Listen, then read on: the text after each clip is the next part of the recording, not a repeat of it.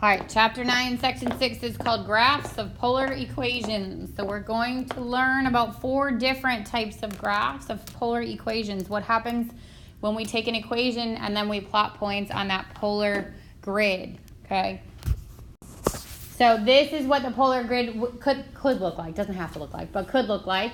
Looks a little different than the one that we used before by way of just having more lines, okay? So it's still the same polar quadrant angles that we're used to. It's still the same over 6s, over 3s, over 4s. This just adds in like 5 pi over 12, all the over 12s basically. It just gives you some more lines, okay? You don't have to use all of these. You'll find that most of the quadrant angles and the unit circle angles that we're used to is what we'll use, but just realize that that's the difference, okay? And the rings still represent the radius. So the first ring is a radius of 1, second ring radius of 2, and so on and so forth. So let's say you get an equation like this. By the end of today, we're going to learn a little bit more about this equation. But let's say we get an equation like this and we have no idea what this graph looks like. The basic rule of graphs is if you don't know what it looks like, you can plug in some points, okay, right? Which is what we're going to do. Now notice there's a couple differences of what we've normally seen. We normally see an x and a y. That's not an x and a y. That's an r and a theta. So the r is going to represent the radius. The theta is what we're going to plug in for. And we're going to plug in for it in radians, which is what's in this box on the bottom. So this is, we're going to eventually be able to narrow down our points. We're not going to have to plug these in every single time. But for right now, because we have no idea what we're doing, we're going to start with that. So I'm going to take and one at a time plug in each of those values for theta. So if r equals 4 times the sine of 0, then I want to think about my original unit circle angles, right? At 0, my coordinate point here is 1, 0. Up here at the top, it's 0, 1. Okay, and then you want to know all your over 6s are root 3 over 2 and 1/2. All your over 4s are root 2 over 2 and root 2 over 2.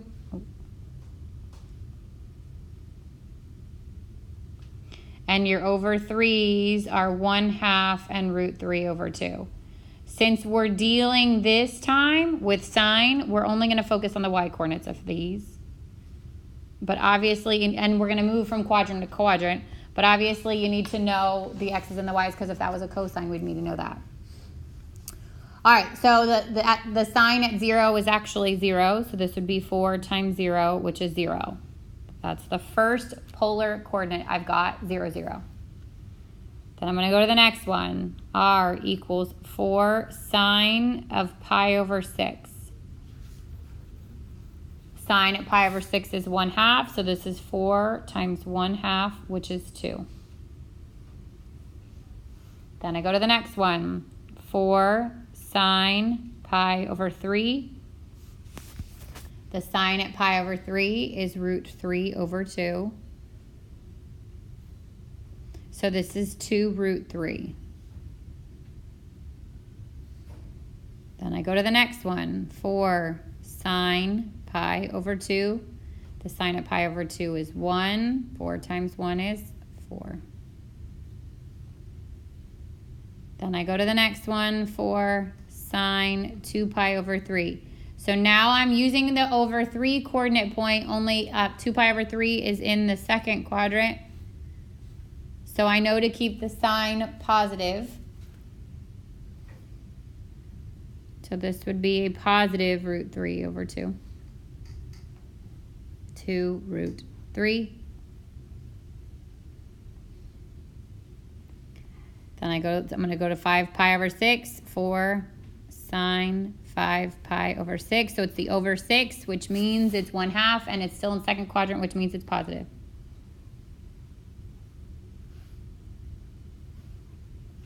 Go to pi, 4 sine of pi, 4 times 0, which is 0.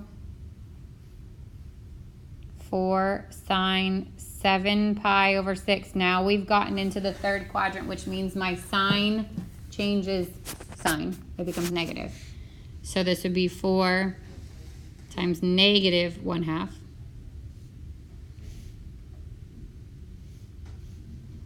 4 sine 3 pi over 2. At 3 pi over 2, my sine is -1.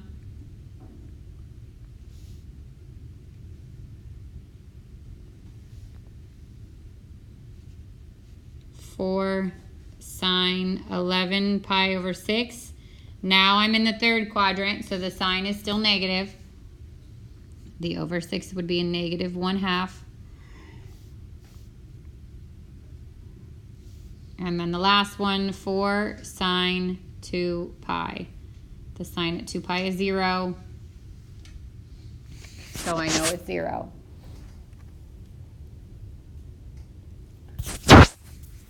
With me so far? Yeah? So again, we're going to learn a couple of tricks today that help us narrow down those points. We don't have to plot all those points every time. But if you had no idea what your graph looks like, that's one thing to do. Go ahead and just start plugging in some unit circle angles from each quadrant until you figure out your curve. Okay, so now I'm going to go and I'm going to plot these. Most of them are whole numbers. That 2 root 3, I want to approximate. So we're going to say root 3 is in between root 1 and root 4, closer to root 4. Let's say that's like a 1.8. So this is 3.6. This is 3.6 here.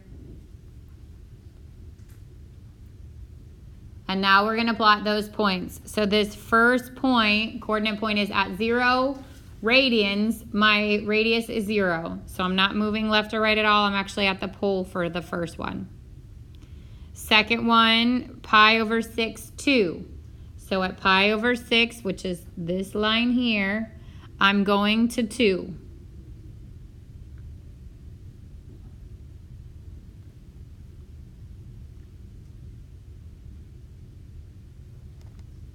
Next one is at pi over 3, I'm going to 3.6. So pi over 3 is on this line. I'm going to 3.6.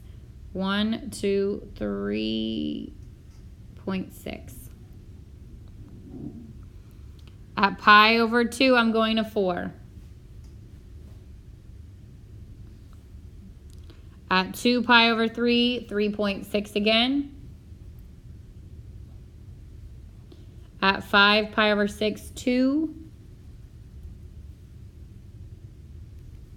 At pi, I'm back to 0. So I've got that point again.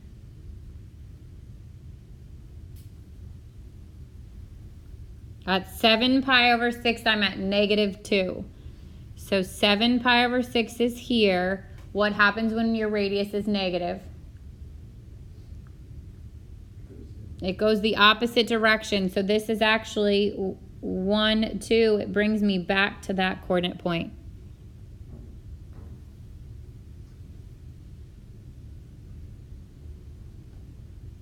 At pi over 3, I'm at -4. So 3 pi over 2, sorry. 3 pi over 2 is here. -4 means I'm going back up to the top.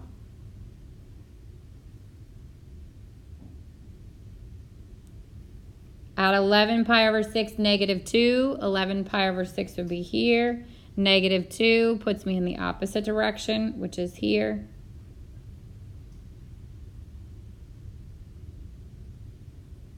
And at 2 pi, I'm back at 0.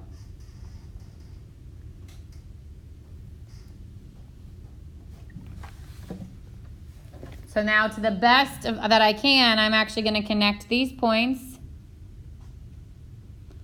to make what appears to be like, I don't know, a little rough circle. So again, we're going to learn more about the classification of these graphs, but for right now, just by plugging in those points, I get that shape. Now what happened is it started to go cyclic, right? Those points started to repeat, which should make sense. These are still curves based off of your sine curves. If you remember your sine curve on your actual XY, it was cyclic, right? Actually, it would have been here. The same points kept repeating and kept repeating and kept repeating. So if I had continued to plug in points here, I would have just continued to go around my circles over and over and over again, getting those same points.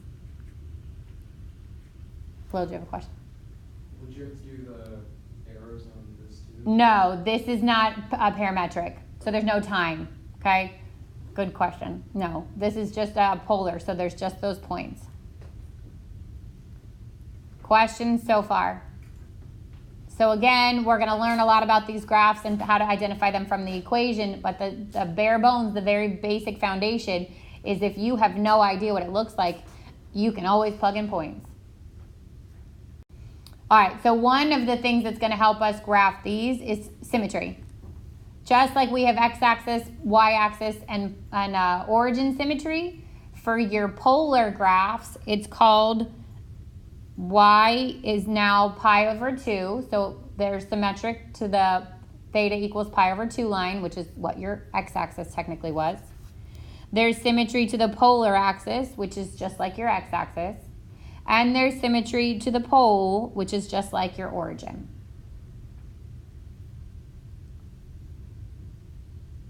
So this graph here is a little bit more of, it's a little cleaner, of the graph we just made, okay? That's a circle that has a radius of 4, but it sits on the top. So it starts at 0 and goes up to 4 and then back down. This graph would have symmetry to the pi over 2 line. If I folded it along that y-axis, it would overlap. It is not symmetric to the polar axis because if I folded it like a hamburger top to bottom, it's not going to overlap. And it's not symmetric to the pole because if I fold it over the y equals x or the y equals negative x line, it doesn't overlap. So this specific graph only has symmetry to the theta equals pi over 2 line or the y-axis.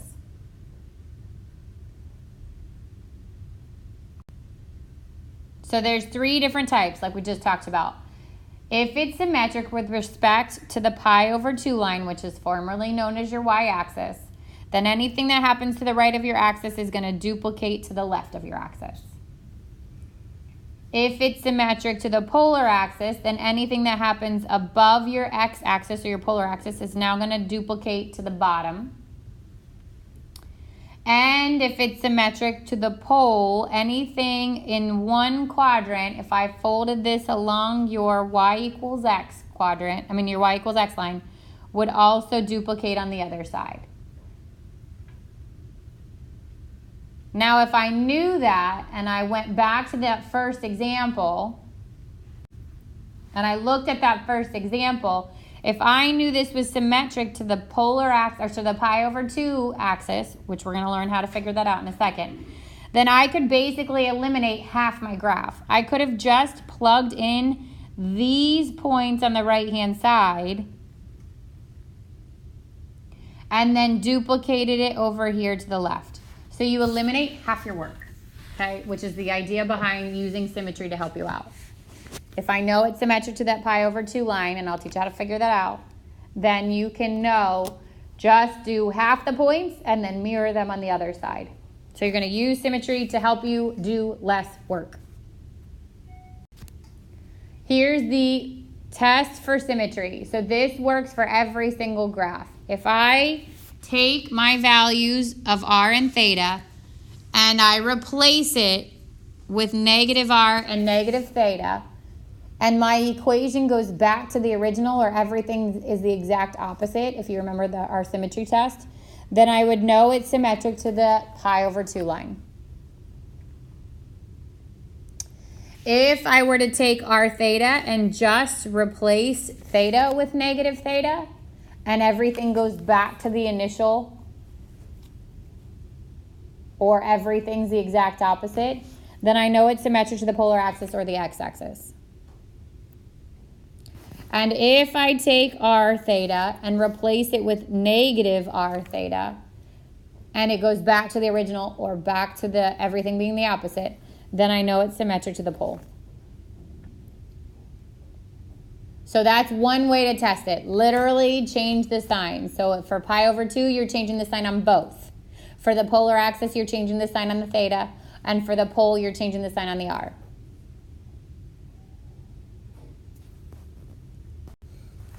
For most of the graphs, you have something called the quick test. And it's because your functions for sine and cosine are even and odd. So if you go back, if you remember your trig identities, okay, sine was an odd function, which means if we change the sign on the angle, it would actually change the value of the sign to negative.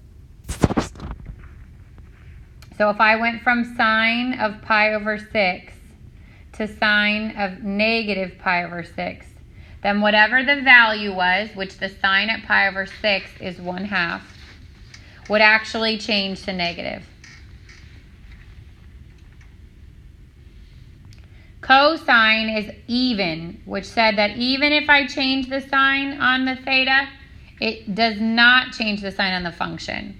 So if I had said cosine of pi over 6, this would be root 3 over 2. And I said cosine of negative pi over 6, this is in the fourth quadrant, and cosine stays positive. It wouldn't change. So because these are true, then if your graph is r equals some function involving sine, then you can assume that your function is symmetric with respect to the pi over 2. You don't even have to test it. And if your graph is r equals cosine of some sort of theta, then you can know that it's symmetric to the polar axis. So think sine pi over 2, because sine is the y, pi over 2 is the y.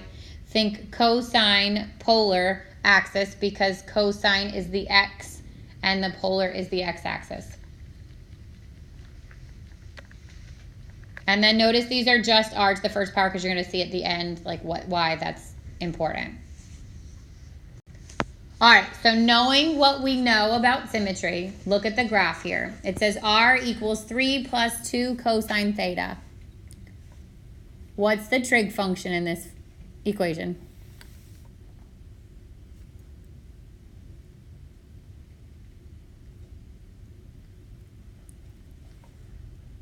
What's the trig function in this equation? Cosine. So what did we just say the quick test would tell you? That if you have a graph that has cosine in it, this would be symmetric to what? The polar axis. So we're assuming it's symmetric to what used to be the x-axis, but it's the polar axis.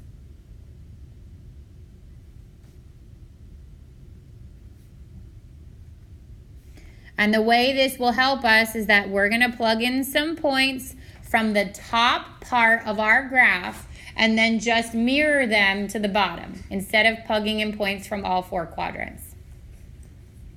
So I'm still going to use a t-chart. I'm going to start with theta being 0. And then I'm going to plug in a couple of points from each quadrant. So let's say I'm going to do 0. I'll do pi over 6. I'll do pi over 3. I'll do pi over 2. I'll do 2 pi over 3. 5 pi over 6. And then pi. So I'm going to pick some angles from the top portion of my graph. I'm going to plug them in. And then I'm going to mirror them over the x-axis because we know that this is symmetric to the polar axis. All right, so time to plug in some points. All right, so if theta is 0, I'm going to plug it into my original equation. 3 plus 2 cosine 0. Okay, cosine at 0 is 1, so this would be 3 plus 2 times 1, 3 plus 2, which is 5. Then I go to 3 plus 2 cosine pi over 6. The cosine at pi over 6 is root 3 over 2. And I get 3 plus root 3.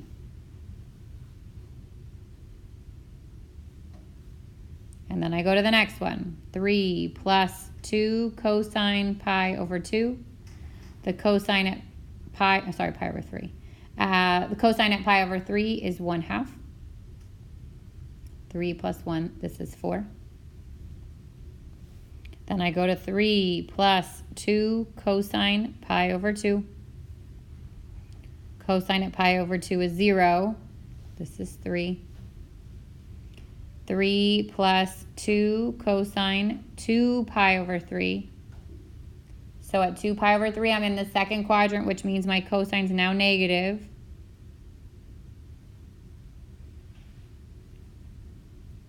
That's 2. 3 plus 2 cosine 5 pi over 6. Still in the second quadrant. So the cosine's negative 3 minus root 3.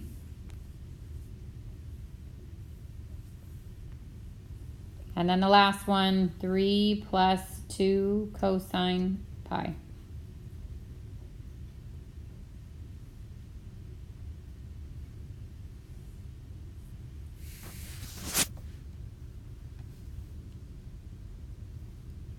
With me so far?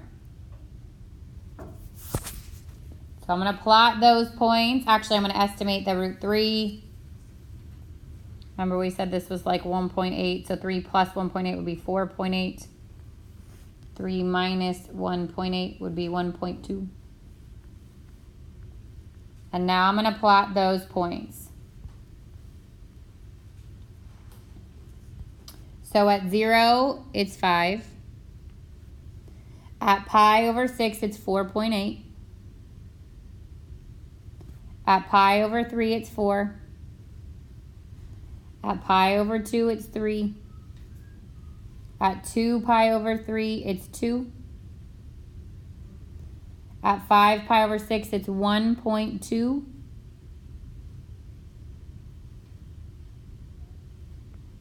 And at pi, it's 1.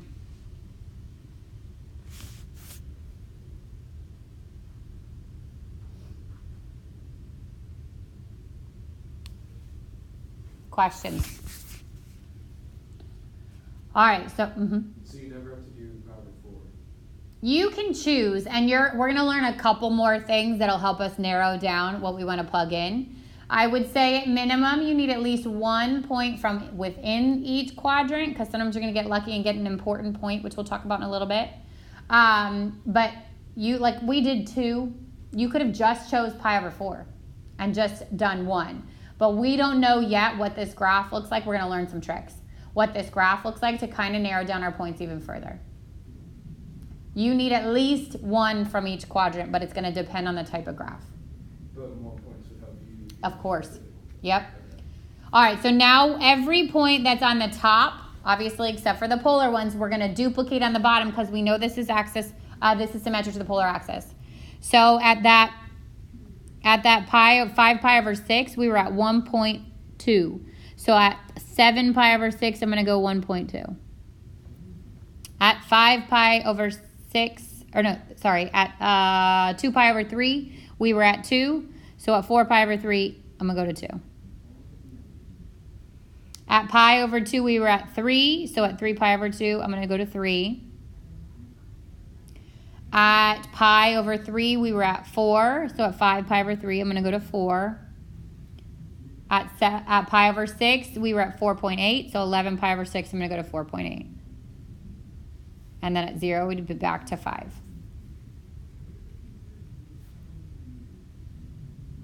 Now, again, we're going to learn even more about these graphs in just a minute. But for right now, I'm going to connect these points to the best of my ability. And it looks like a lopsided circle. There's definitely something wrong with this circle, right? It's not a complete circle. And you're going to learn in a minute what that means.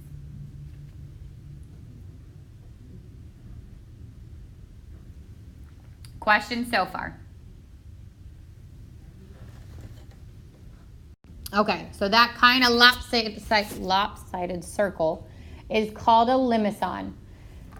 So if your equation is a number plus and minus the cosine of a theta or the sine of theta, then your graph is called a limison. And there are 4 types of limisons. There's one with an inner loop. There's one that is heart-shaped called a cardioid. There's one that is dimpled, looks almost like a lima bean. And there's one that's convex, which looks like a flattened side to your circle. So at the end of today, you're going to know 4 total types of polar graphs. That first one we looked at was a circle. Okay, this is called a limison. If your graph is a limison, then you're going to go even further into classification and say, is it one with an inner loop? Is it a cardioid? Is it dimpled? Or is it convex? And the way you know that is based on the relationship between the A and the B. So the A is what's by itself with a limison. The B is what is attached to the trig function. So if I go back and look at the previous example, I would have known, now that I know what I'm looking for, I would have known based on this initial equation that it is a limison because there's something being added or subtracted to a function. And then I would have identified the A and the B. The A is what's being added. So in this case, the A is 3 and the B is positive 2. And then I would look at the relationship of the ratio of A to B. So A over B is 3 over 2, which is 1.5 or 1.5, right? And then I would say, does that fall in the range that is less than 1? No. Is it equal to 1? No. Is it in between 1 and 2? Yes. Which tells me not only is this a limison, but this is a dimpled limison. If it was greater than 2, it'd be a convex limison. So now when I go back and look at my graph, I should know that this has this almost curve shape to it where it meets the polar axis. So that's going to tell you what kind of curve is happening there. If it was a heart, I would have made it sharper. If it was an inner loop, there would have actually been additional points on the inside. So now we're going to learn how to classify them. You're going to look at your initial equation and say, is it a circle? Is it a limison? We're about to learn some more. This time we would know it's a limison. And then if it's a limison, what's A over B? Because A over B is 1.5, that tells me it's a dimpled limison. And then you would use your points to plot some points. Questions? So if it's cosine, it looks like this, like they're turned this way. If it's sine, these graphs would rotate. So they become vertical. But you'll see that when you plot your points, okay? But if they were sine curves, they would actually be vertical like that. They'd have their dimple or their convex side along the along the pi over 2 axis. Okay. Next one is called a rose curve. These are the pretty ones, okay? So a rose curve has petals. The way you know an equation is a rose is if you are multiplying something times your theta. So there's nothing being added or subtracted here, and you're multiplying something times your theta. If the number you're multiplying is odd, then it has that number of petals. So if I had 3 cosine 5 theta, then I would know I'd have 5 petals.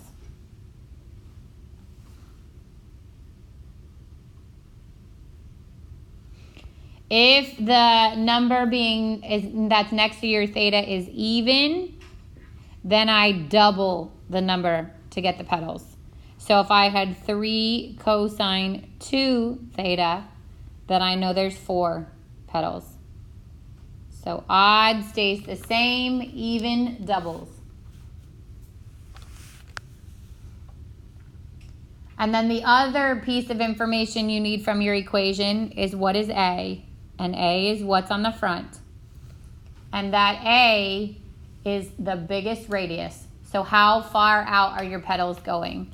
So in here, the petal goes out to A. In here, there's more petals, but each petal, the furthest point out is your A.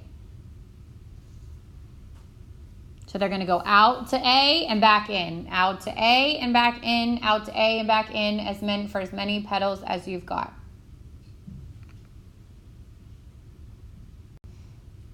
And then the circles and lemniscates are the third and fourth type. So the circles we talked about at the very beginning, these don't have anything added or subtracted, and it's just theta. Not 2 theta, not 4 theta, not 3 theta. It's just theta. These are circles. The cosines are going to exist along your polar axis. The sines are going to exist along your pi over 2. And the A is your diameter of the circle.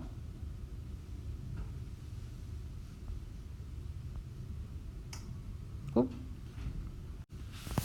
So the A is the diameter of the circle. And then the last kind are called lemniscates.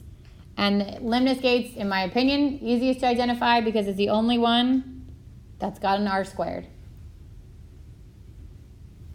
The quick test for symmetry does not work on the lemniscates.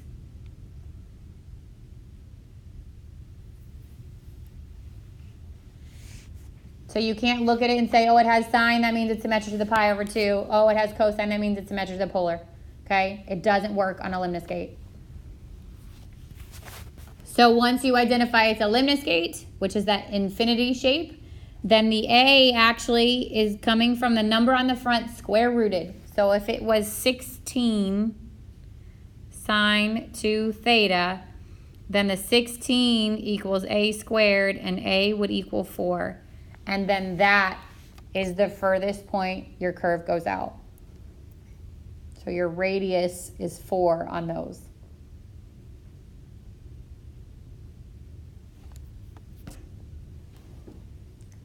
Okay, so 4 types: circles, lemniscates, limicons, and roses. Depending on what you know, the very first thing you're going to do is look at your equation and say it is this. And then based on that, you're going to have to determine different information. If it's a limicon, then you're going to classify it as the heart-shaped, the dimpled, the convex, or the inner loop. If it's a rose, you're going to determine how many petals it is and then what R is so that you know how far out to go. If it's a circle, you're going to figure out if it's on the x-axis or the y-axis and then figure out A for your diameter. And if it's a lemniscate, you're going to figure out what A is so that you know how high to make your curves go. All right, so let's look at some examples. It says, analyze the graph of R equals 2 cosine 2 theta. Identify the type of curve, the symmetry, and the zeros, and then you're going to verify the graph using your graphing calculator. So first thing you need to do is identify what kind it is. So if you look at this, what would you tell me the type of graph it is? Is R squared? No. Are you adding and subtracting anything to it?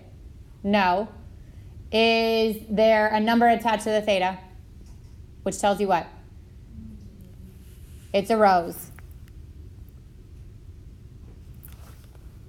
As soon as I know with a rose, I want to know how many petals. 4. We look at the number that's attached to the theta. If it's even, we double it. So there's 4 petals. Then I want to know how far out my petals go. And that's the number on the front.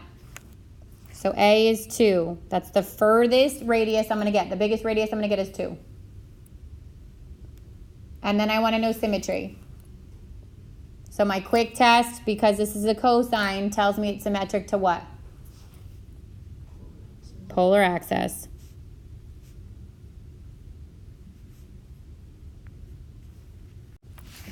So now I'm going to plot some points. Okay, I know it's symmetric to the polar axis, which means I only need to plug in some points from that top 2 quadrants, and then I'm going to duplicate them on the bottom.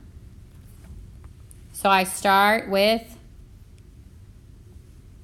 0, and I'd get 2 cosine 2 theta, or 2 times 0 actually. So 2 cosine 0. The cosine at 0 is 1. 2 times 1 is 2.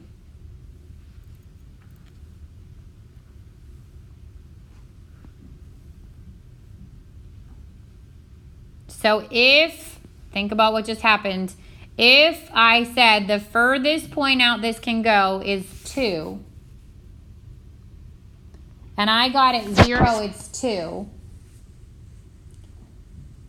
That means it's going out to 2 and back in, and it's symmetric to the polar axis, which means my petal is going to look something like that.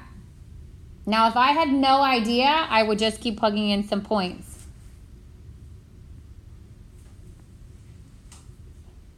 So let's limit our points this time. Let's do less. Let's just do pi over 4. Let's do pi over 2. Let's do 3 pi over 4. And let's do pi. And let's see if that's enough to get us what we need to get. So now 2 times the cosine of 2 times pi over 4 is 2 cosine. This would be pi over 2. The cosine at pi over 2 is 0. So at pi over 4, I'm back to 0.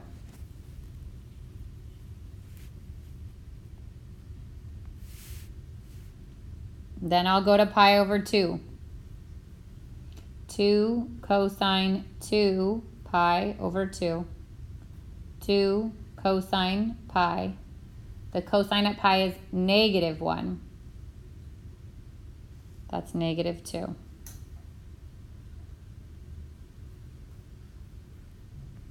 So at pi over 2, instead of being up here at +2, I'm moving in the opposite direction, which is in the bottom.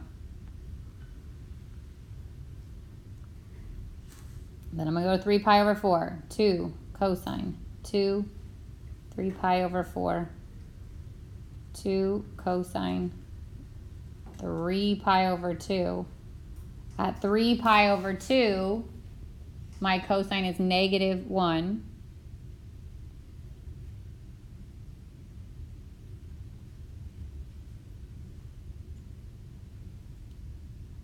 Nope, sorry, at 3 pi over 2, my cosine is 0. So that's 0.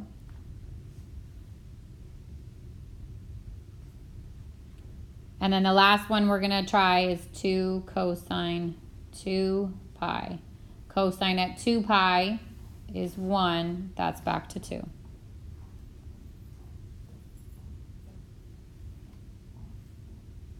So we plotted pi over 2 and -2.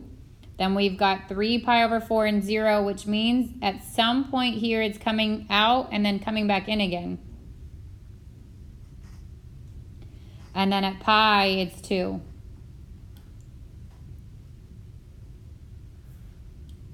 So my petals go out as far as 2, which means I know there's a petal here and I know there's a petal here. How many petals did we say there was at the beginning? 4, right? I'm missing one. I also said this was symmetric to the polar axis, which means whatever's happening on the bottom should be happening at the top, which means this point can get reflected right up here.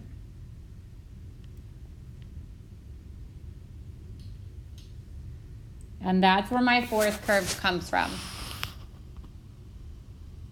Now I didn't plug in more points, but if I had plugged in 3 pi over 2, I would have gotten 2 cosine 2 times 3 pi over 2. That would be 2 times the cosine at 3 pi.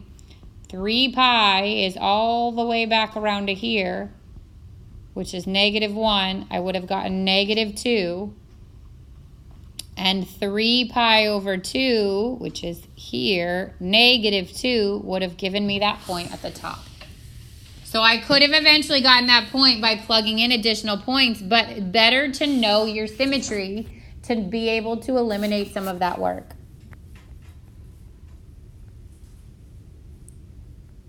Questions on this one? All right, so now let's see what happens when we put it in the calculator.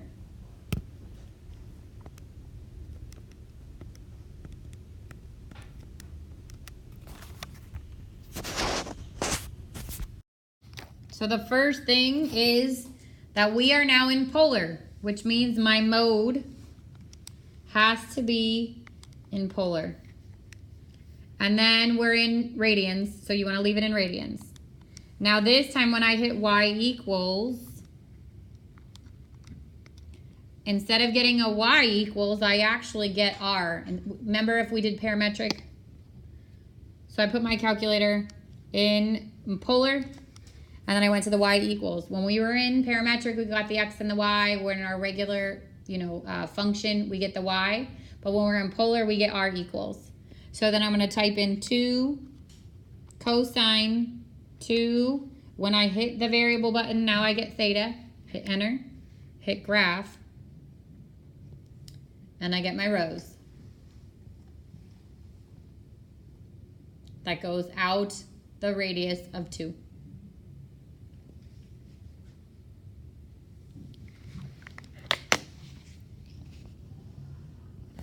Questions?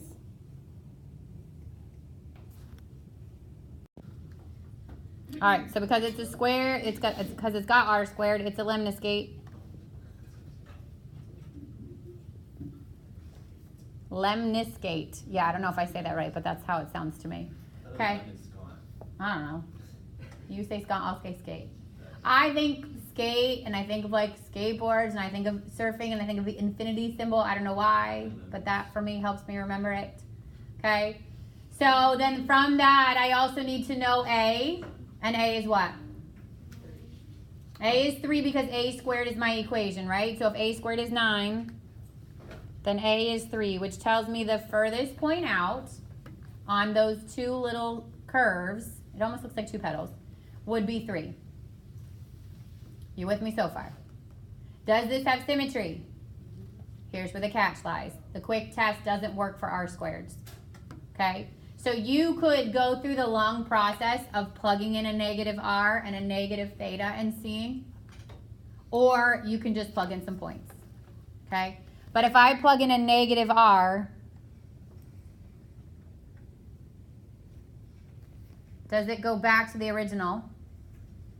Yes, right? Yeah, you with me? That would go back to r squared. That would be 2 theta. If I plug in a negative theta,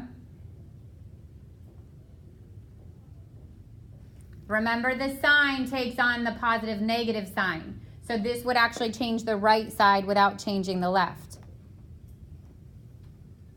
So that one doesn't work, okay? If I change both,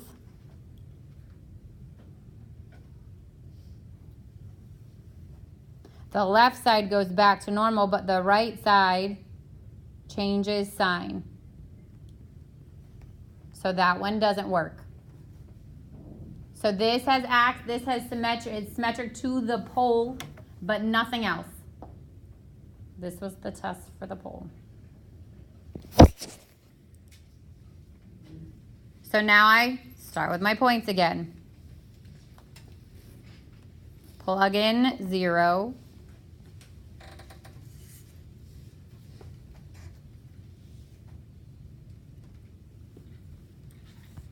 This time, this isn't r squared on the other side. I know that's hard to see. R squared equals 9. Sine 2 times 0 is 0. The sign at 0 is 0. So r is 0. Let's go to pi over 4.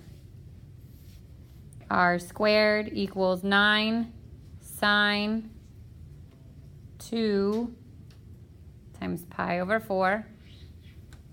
So this becomes r squared equals 9 sine of pi over 2.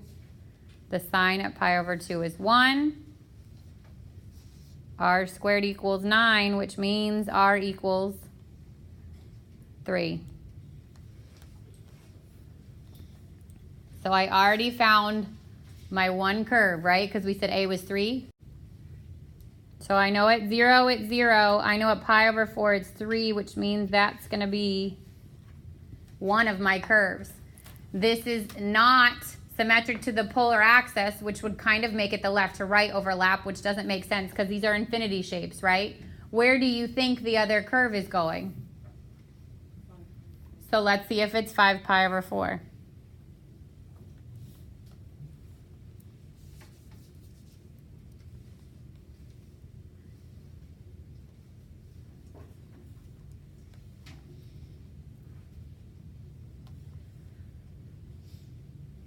Is 5 pi over 2 on your unit circle? No. What would 5 over 2 be in mixed number format?